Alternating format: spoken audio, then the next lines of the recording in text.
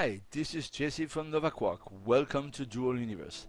What I'm going to show you today is a demo that I have made perhaps 100 times in PAX and Gamescom, which is a demo of the game in God mode. This is not the normal way you will experience the game. As you can see, I'm flying, but it's a very good way to show how big the world is and to show you things that I would not be able to show otherwise. So welcome, and for people who have no idea what Dual Universe is, this is an upcoming sci-fi sandbox MMORPG, and it's about the idea of a single shard universe. That means that everybody is playing in the same world at the same time. There's only one central server that everybody connects to. So everybody shares this world, and it's all about emergent gameplay. One other thing is that everything around you is completely player editable, player made. Actually, this ship is completely built by players. We've made a video where I actually demonstrate how this is going.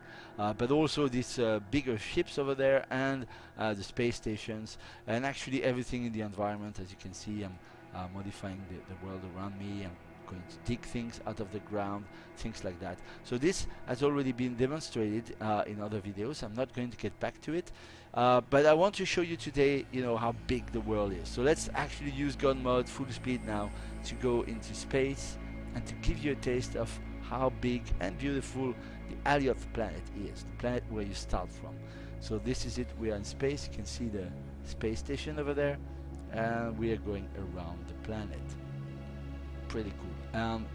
Here you have another planet that we saw on the ground. So this is real. It's very close to the first planet. This is just a demo setting. Again, we are saying we are in pre-alpha. This is a tech demo, so this is not the final setting for the game. But anyway, so you see this planet. I'm getting close to it, and I can seamlessly land on it. I'm going to take an angle so that I actually see the other planet on the horizon, which I find quite beautiful. Here we go. So you see how the details are loading progressively. This is how we manage the heavy rendering load that is associated with such huge worlds. So this is it. We are on this planet. I could land on it and modify the ground in the same way I did on the first planet. Everything is editable. I want to show you also how the sun can actually move. We are going to use this for day-night cycle. It's very beautiful. See how the sun is actually influencing the shadow on the other planet. This is all real time, and this is how it's going to be in the game. We will see how we actually handle day-night cycle, probably by rotating planets, but this is not decided yet. Anyway, so now let's get back to space. So we're going away from this planet here. We can try other planets like this one, for example, if you want. This is easy, and I just go on it. Same idea. Everything is completely transitionless, and you see the world around you is continuously rendered. Alright, so let's get back now to the space station. That is quite huge, and I want to show you, give you a taste of how big it is. It's there. So we don't know how long it would take to you, the players, to build such a huge structure. How many players will be involved. This could be really huge. I don't know if it's even possible, but the thing is, technically it's possible, so you can do it, and that's everything that matters, that you know that it is possible. The only limit is not the game, it's just how much effort you want to put, how important this is for you. I'm getting close to the command room that we shown in another video also, just to give you a taste of how big things are. So gives you a a scale reference. Getting close to this. Again, everything in this command room is completely editable, player made. Of course, we made it ourselves, but I mean it's for demo purposes. But that's the idea. I mean, player could do this, and you could edit everything out of it. So that's how big it is. Look at that. Imagine what this could become in the game. Well, that's it. Now let's go back on the ground. I want to show you another ship that is also editable. I'm going to edit actually, so you can see this. This is a pretty big ship, in fact. A battleship probably. As you can see, there are weapons on it. I'm going to land on it to show you that this thing is editable. Right, So all those things here, you see these weapons are editable. I could take them out. They are white, they are not texture yet. As I said, we are in pre-alpha. These are just, you know, placeholder assets. I can actually put things on the ground here, modify the environment. I can actually add some elements and also some shapes. You see, I can completely ruin the ship, which I do happily to show you, you know, that it is actually editable. I'm going to conclude now, going towards this ship on the horizon that we didn't show so much for the moment. This is the Ark ship, and that's the ship that brought you here. That's the ship where you start, where actually every player is going to start from there. So it's still a placeholder. It's just to give you an idea of how things are going to be. But that's the Ark ship, and until we have implemented resurrection nodes, this is also going to be the place where you respawn, actually. So that's it for this quick tour in God mode of Dual Universe. I'm just landing on the ground now as a mere mortal, no more God mode. So thank you very much for watching. A huge thank you to all the people who have backed us on crowdfunding. This is amazing. We love you guys. And I just want to say, keep spreading the word. We need you, and let's do this together, and see you soon in Dual Universe. Thank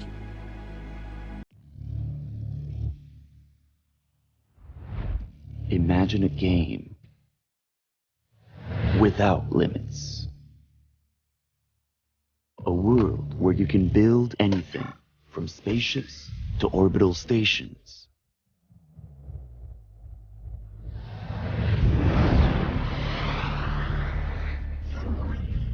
Explore, craft, trade, and conquer, all in one universe, shared by everyone at the same time.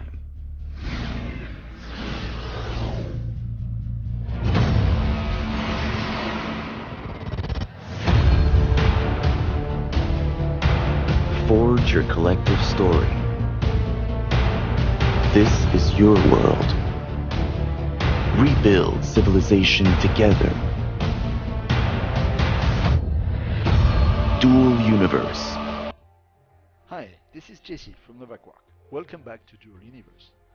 This time we'll have a closer look at the building gameplay. More precisely, how to build the ship that you saw in the E3 teaser, the one we see right now.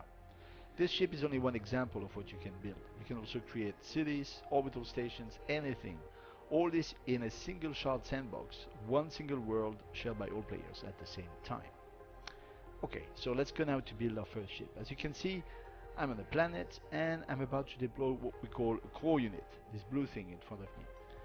A core unit is like a starting point. When you want to build something, it's the first element that you deploy, and it will create a local matrix, a local frame for your construct. It comes in different sizes that give you access to larger building zone, but this one I choose is the smallest with a 32 meters building radius. So let's deploy it. The next thing to do is to deploy what we call shapes. Shapes are made from materials like copper or the polymer that I have just selected that you deploy in your construct to create a structure. Behind the scene, it's using voxel technology, more precisely something called dual contouring, which allows you to really sculpt any shape you like. So we are not only talking about cubes here, even though it usually starts with that. Here I've selected a large size cube pencil that I will use to drag a line to build a volume of polymer, as you can see. This is going to become the front of the ship. I can activate the grid view so you can see the underlying snapping matrix better. This is a 25 centimeter grid, as you can see, which is quite precise, but you can also select larger scale grid like this, or actually even larger. All these are visual feedback to help you build, and we plan on adding more of those to help you have a better sense of space. So now let's carve out some part of this big box to start revealing the structure that will actually hold the cockpit. I'm selecting a cube pencil again, and I'm gonna use it in delete mode to select the volume to remove. And here we go. One important thing is that if you made a mistake, you can also use the undo feature like this and get back to where you were before the last action. And it works also for really big mistakes that would be impossible to undo manually otherwise, like the removal of a sphere volume, as you can see here. So it works pretty well for any situation. Let's do just now maybe just a little bit of final polish to make this look better. It's completely optional, but let's do this. I'm moving a little bit of the front part. And now let's select the cockpit. The cockpit is an element. We have already seen one element before, the core unit, but there are actually many. Elements are active components of your construct. They are given by the game design. You can't modify their look. And they provide functionality to your construct, like an engine, a weapon, a screen, etc. So the cockpit that you see, I can rotate, position how I want, remove it also, is a variant of a more general class of elements called control units. They are used to pilot your construct, but they can also host Lua scripts to orchestrate the other elements. The cockpit is a bit special because it has an auto-configure function that will be able to analyze your ship, locate the engines and all necessary elements, and create the flight control Lua script for you. So no worry if you don't know how to script, you can still build and fly your ship. I'm finishing a bit of polish now, just using this triangle pencil, and let's go now to the back of the ship to create the part that will hold the engines and the fuel tank. So like before, let's create a volume like this, and let's carve a hole in it to be able to hold the fuel tank. Here we go.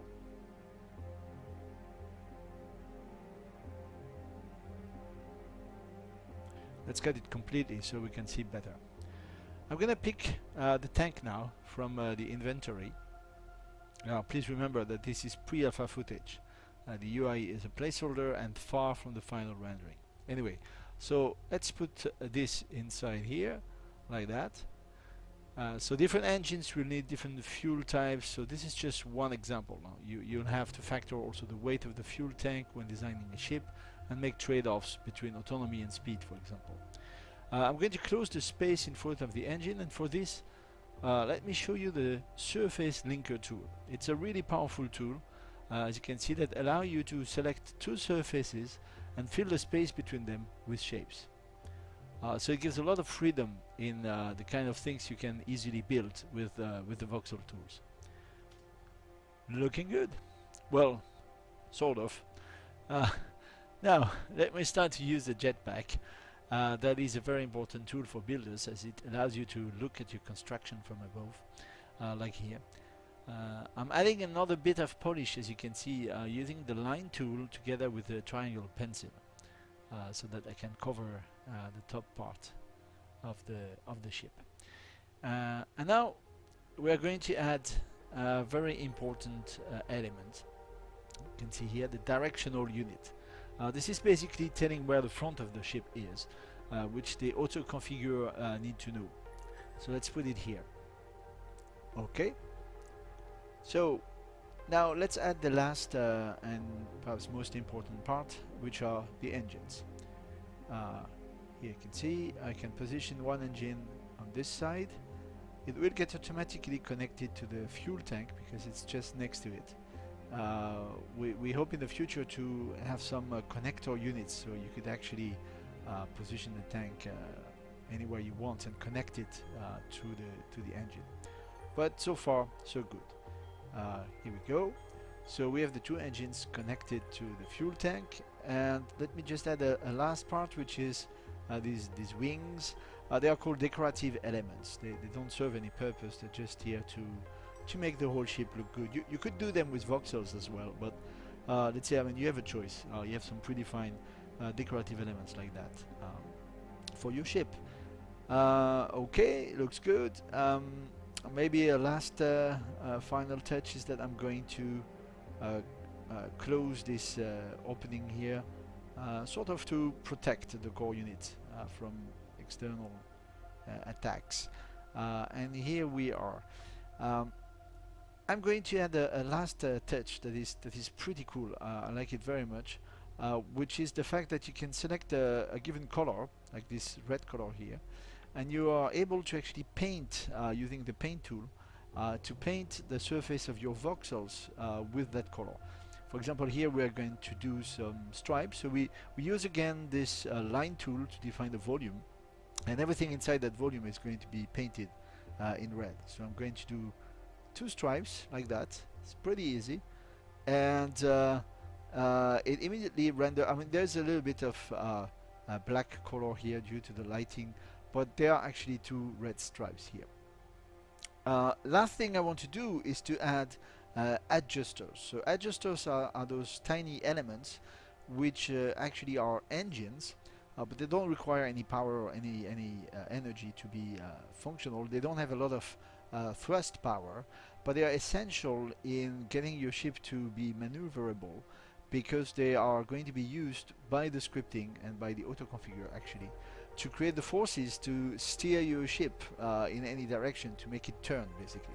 So because everything is physically based, you have to put these kind of things so that your ship actually can physically do the kind of thing you expect it to do, like turning, going up and down and so on. And that's it. I think we're pretty done now. We have a cockpit, engines, a directional unit, adjusters. Let me just remove the grid and we're good. I'm going to use the jetpack again to have a final look around. It's a pretty nice ship. And now the last thing I have to do is simply to step inside the cockpit and activate it. Up, on our way to the stars. Thanks a lot for watching. I hope you liked it. Keep in mind that this is still pre-alpha gameplay. A lot of things may change until the final release.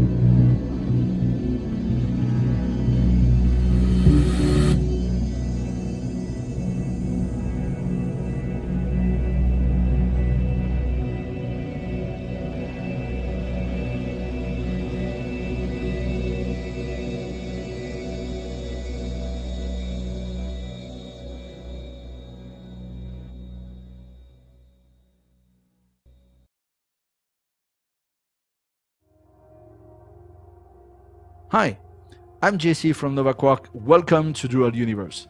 What you're about to see are the first live gameplay footage of Dual Universe, and I want to stress right away that this is not the final game. This is still pre-alpha, and I would even say pre-alpha tech demo. We still have lots of work to do on the gameplay, on the UI, the FX, etc. So yet we have some solid ground on the technology side on which this gameplay is actually going to be built. And I would like to show you some of the key features that we advertised in the E3 teaser, and many of you had questions whether this was real, whether this was true actually. So well, it is true, and I want to show you exactly how it is at the moment in this pre-alpha live demo. So let's go. I'm working now in this forest, as you can see all around us. This is all procedurally generated. That means that there's an algorithm that is actually planting all those trees and things that you see on the ground. So this is part of the way we create planets. There will be more about that in future videos. But for the moment, let's just run out of this forest to this clearing where there is a ship waiting for us. The ship that you saw in the teaser actually, to go to this space station. So this thing is absolutely huge. We moved it closer to the planet so you can see it better. It's actually 8 kilometers long, so this beast is a real monster. Before I go to the ship, let me just take a few minutes to show you something we didn't have time to show in the teaser actually, which is the capability to edit the planet itself. So here, as you can see, I'm using this tool to dig some matter out of the ground. So basically this is about mining. You can see down there that there's a sort of a copper source that I just found here. Symmetrically, I can also put matter on the ground or anywhere I want, as you can see here. I could use other shapes, not only spheres but also cubes in a more Minecraft-like style. And I could actually use some dedicated tools that we are going to demonstrate in details in another video. I'll just give you a taste of it so you have an idea of what kind of things will be possible. So here, for example, I select a surface, here another surface, and boom, it's going to connect them like that. So this is just a taste of how things are done. There will be a dedicated video, especially on how you can actually use these tools to build ships and structures that can be as large as this space station, which is made with the same voxel technology. So more about that later. So let's go to the ship. So the ship, by the way, as I said, is just also a mix of voxels. You see all this gray area. Let me just, for example, edit it by adding whatever, that for example. So this can actually be modified freely, adding some whatever content on it on the voxel side. But you also have those things that we call elements that I'm highlighting right now, that are basically functional parts that you can add to the voxel structure to give your construct some functionalities, like an engine, a radar, a weapon, or a cockpit. And then you will be able to script all those things together to define the behavior of your construct. So again, there will be more about that in dedicated videos. For now, let's just step inside the ship and get to this space station. Here we go, inside the ship, taking altitude, a bit of speed, and here we go on the way up there. So as you can see, there's continuous transition from planet to space, as you saw in the trailer. One word about the UI, that you see just in front of me. This is just a placeholder. What we have in mind, ultimately at the end, is that you can customize this UI the way you like. By having widgets that corresponds to different elements that you have in your ship, so the active parts, and so that you can actually define what you're going to see and script all those things using Lua and all those things we mentioned in our dev blogs. So please have a look at that. Again, there will be more videos about this as soon as the feature is ready. So I'm taking a bit of speed now, getting up there to this tower you see on my left. I will actually try to land on top of it. I'm not a super good pilot, so I clearly need practicing It's not so easy. We have in mind actually to be able to define some automatic landing gears. So you have like a docking unit on the space station, another one on your ship, and then boom, you can actually say, just make me land, and the system is going to actually land you. For the moment, I'm doing it by hand. So here we go. Oops, wrong side. Let me just reconnect here, and let's go here on top of the space station. So this is basically where we go. We're gonna land just next to those ships over there, and I'm going to get inside the space station. That's the idea. So here we go, landing. Oops. Yeah, I think I just collided with the ship behind me. It's okay. Good, fine. So I'm on the space station, and you see this thing is huge. I'm just in a small part of it. I can, again, as I said, completely edit it any way I want. So here I put a cube, another cube here. You get the idea. I can dig a hole in it. So this is not a static mesh. This is, again, like the planet, completely editable. I can also, you know, put some cockpit if I wanted to. It doesn't make any sense or anything. These are elements that I can place anywhere I want on the space station to add functionality to it. Okay, so let's go now inside it. We go inside this corridor. So this is made out of voxels. I mean, the hole for the corridor is made out of voxels. But what you see around you are just elements. We call them decorative elements because those are not doing anything particular. They are just used to make nice looking corridors. You could do everything with voxels, actually. You don't need to do that. It's just a functionality we had, as you can see, so that people can customize with sci-fi looking things. And we're now entering a control room, which is sort of a gigantic place that you can build. So this is not predefined. This is completely, again, made of voxels and elements. All these screens and so on are elements that you can place 3D. For example, here, you know, this seat is an element. This screen over there is another element. This here. So this is completely customizable. Again, I mean, what you see on the screen are just placeholders at the moment. We have the same idea like for the ship, you know, that what you can see on these screens will be actually things that corresponds to active elements in your ship, like showing the amount of energy left, the containers capacity, the docking request, and all sorts of things that will be tied to the management of a control of a space station in a control room. So let's have a look at the planet that we just come from. It's kind of nice. You see down there is the arc ship. That is the ship we saw at the very beginning. And you see anything that is big enough to be visible from space will be visible from space. So if you have a huge city or any big structure that you build there will be visible from space. Okay, so that's it for now. I'm going to actually go into what we call God mode. So this is not actually available in the game itself, but it's to actually give you a view around to show you a bit more of the space environment that we have. I hope you like this little tour of Dual Universe.